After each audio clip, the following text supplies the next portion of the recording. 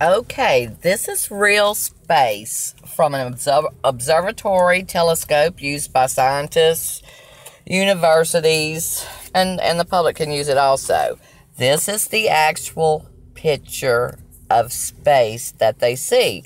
Remember this picture because I'm fixing to show you a video of a tether incident, and this is what space is actually shown. The tether incident was not supposed to be broadcast live. It was picked up off of one of those UHF satellites long ago. You could tune in and even hear what they were saying on shows before the shows came on.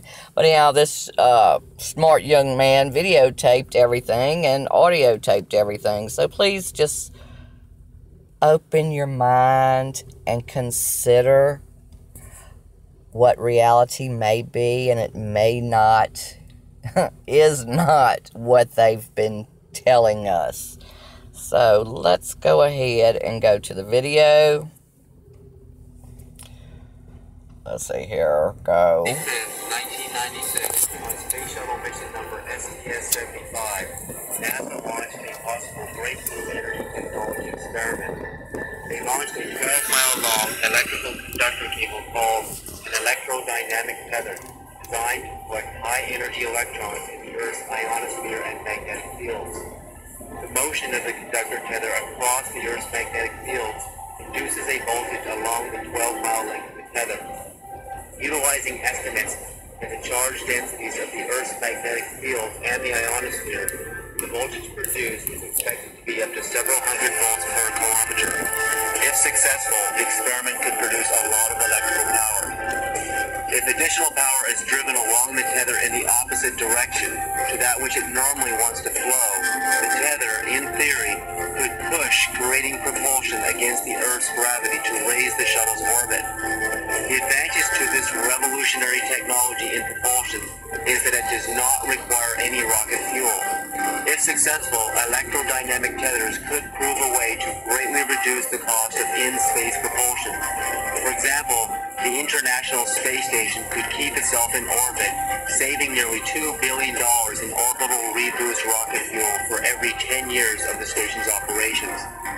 But on February 25th, after the 12-mile tether began producing electricity, an unexpected overload of electrical energy fluctuating between 2 and 10 times that predicted, due to inaccurate estimates in the electrical charge of the Earth's magnetic fields, ionosphere, and possibly space radiation, fried the tether conductor cable and it broke, severing it from the space shuttle. The tether has broken at the... They are in the ionosphere and the stratosphere of Earth. That's where this is located. Get it on the TV, Claude. Please get it on the TV.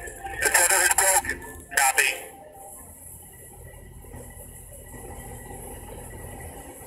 Ionosphere and stratosphere, that's where it was located. Swimming objects. And the satellite now 77 nautical miles apart. In that call reporting that the crew can see the tether and see the satellite. It's beautiful. Now, what are you looking at, people?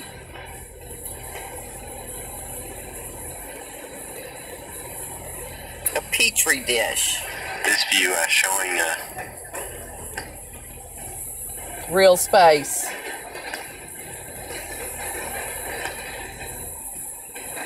the satellite.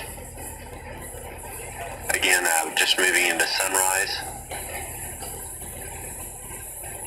81 nautical miles now from Columbia. Liquid. Space is a liquid.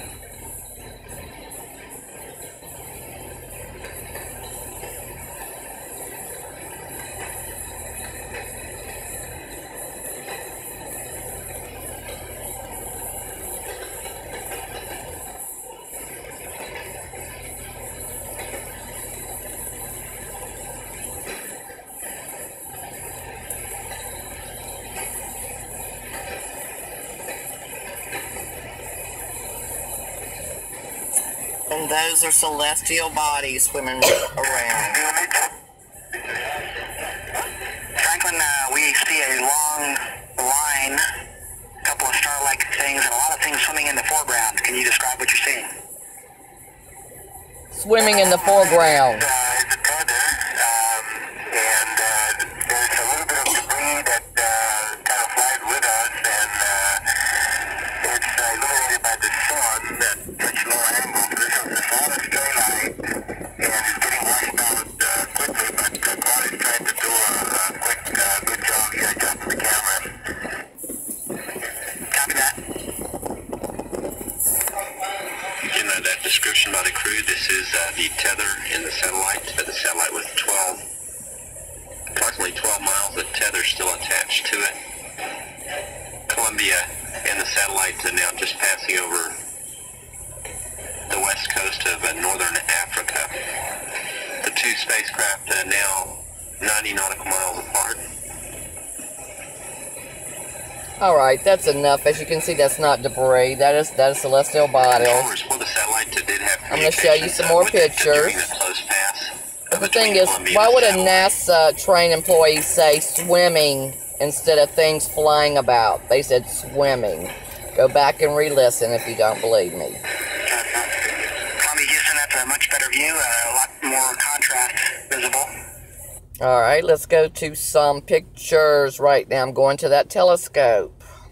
So let's go to that telescope picture again. Alright, so that is actual space. Is that not what you just viewed? Yes, it is. So here is a telescope. I don't know the name of it. It's at the end of the pictures. But anyhow, the farthest to viewing right is what you actually see. They then put these dots in, and they measure these dots to see if they move. If they move, that's how they claim a star or a planet is discovered, by these spots of light moving a millimeter's a hair width or a quart length. String theory crap. They discovered a supernova by just a little movement of one of these dots. But anyhow, once again, here's the pictures up close. This is at the Robert Martin Ayer Science Fund Prompt Observatories program. Like I said, scientists, this is their form that has to be filled out if you want to participate in logging to see if you can discover a star. But the thing is, it says here, complete the following table. Once we have received your proposal, we will iterate with you based on our experience with prompt and based on which capabilities are available at that time. Calibration images, biases, darks, and flats are carried out automatically each night and will be available to you. Do not include them here. Then down at the bottom of this one is the same page. It says, for monitoring observations, copy this page and submit one copy per object. Anyhow, it says, keep doing until they are repeated and the time between repetitions. But the thing is, they are taking these images, they are given the slides, but this is what is actually being seen. This is a program added into the observatory telescopes and all the major telescopes and all the expensive telescopes you can buy in the store to view the heavens. This is a program. This is another part of the program, showing you where the stars and the satellites are. It has the names and stuff, the constellations.